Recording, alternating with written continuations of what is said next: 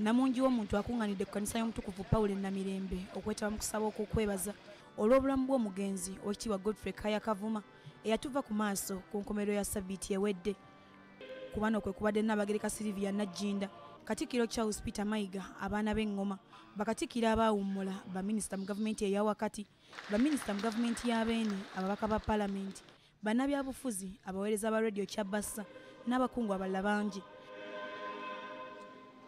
Nnyinimu Ssaabasajja Kabaka mu bubaka bw'atisse Omulangira David Kintu Wasajja asiimye emirimu egikoleddwa Musajja w'enkwatangabo olw'okumubeera okuviira ddala ng'akyali mu buwaŋŋanguse okuzzaawo obwakabaka ate n'okubangawo enteekateeka eziggumiza obwakabaka. Nzijukira bulungi nga ndi muvubuka w'emyaka 17 mwanyaniriza mu maka gammwe mu kibuga Addis Ababa ekya Ethiopia ne munsembeza era nga kwe mutadde n'okumbudaabuda. Mwannyamba nnyo okuŋŋumya n'okumpisa mu kaseera akaali akazibu ddala. Mu ngeri y'emu bwe mwagenda e Nairobi mwaddamu okunsembeza ne munfuulira ddala omuntu ow'omu nju yammwe. Kabaka Asiimye olw'okuba omwesimbu, omuwi w'amagezi ate omugumiikiriza ebintu ebiwedde mu bantu ensangi zino. Munnaffe ono yayamba nnyo abavubuka naddala abaali mu matendekero amakulu okumanya n'okwagala obwakabaka ennamulondo era n'okubikolerera. Bangi ku bavubuka be yatendeka kati bali mu bifo eby'obuvunaanyizibwa. Mwami Kaaya Kavuma emirimu gy'akoledde Obuganda twagisiima dda mu butongole era ne tumukwasa ekitiibwa eky'amafumu n'engabo.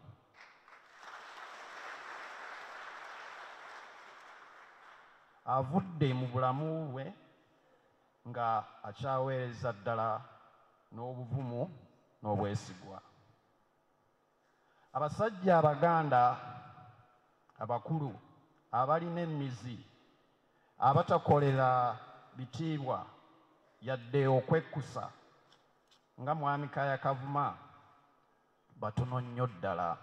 Katikkiro wa Buganda Charles Peter Mayiga ategeezezza nti okufa kwa Kaaya Kavuma kulese eddibu ddene nnyo mu Bwakabaka, kyokka ng'emirimu emirungi gy'akoze kye kinaabeera ekikubagiza eri abaagalwa be.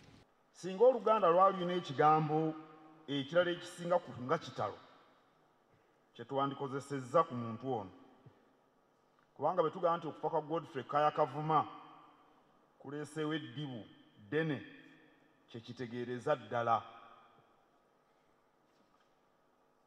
Nyabo n'abaana, obubaka obuvudde mu buli nsonda ya nsi, enkumuliitu y'abantu na byonna ebikoleddwa okusiibulwa omwagalwawo bibabeerera ekikubagizo.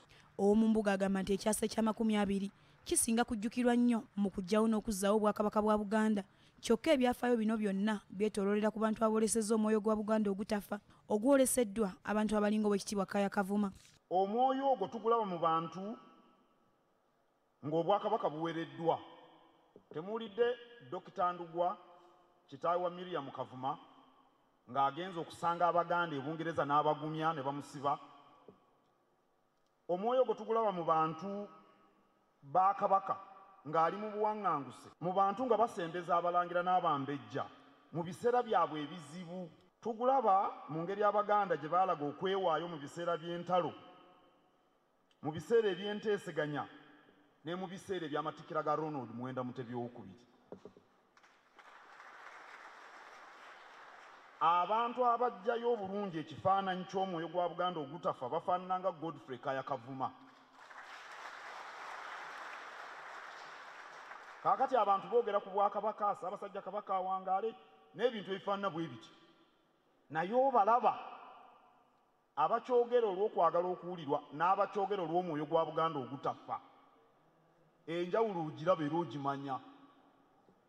Ono abadde n'omwoyo gwa Buganda ogutafa. Kamalabyonna anokoddeyo ebimu ku ebyo bikoleddwa omugenzi mu kkowe ery'Obwakabaka omuli okuwagira n'okuyamba abavubuka obugumiikiriza obuyonjo okusaagasaaga ate n'ekisinga obukulu nga si musosoze mu ddiini wadde amawanga. Emmenga awo abantu abamu batawaanyizibwa nnyo eby'eddiini. Abantu bibatawaanya ne beerondalonda obuntuntu ne beerondalonda obuntuntu ebyo by'eddiini gye bali. Era nze bwe najja Emmenga abantu nga onagamba bino oli agamba biri. Naye abantu benkoze nabo ng'Oweekitiibwa Godfrey Kaaya Kavuma, Oweekitiibwa John W. Katende, Reverend Daniel Kajumba ono eyali Ssaabalangira Mulondo, nze tebansosolako lwa ddiini.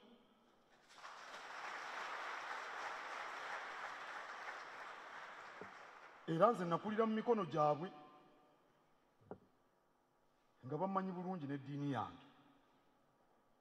Ndowooza abantu ng'Oweekitiibwa Kavuma be bajjiddeyo ddala enkola ey'omulembe omutebi nti obwami buliibwa lwa busobozi so si ddiini.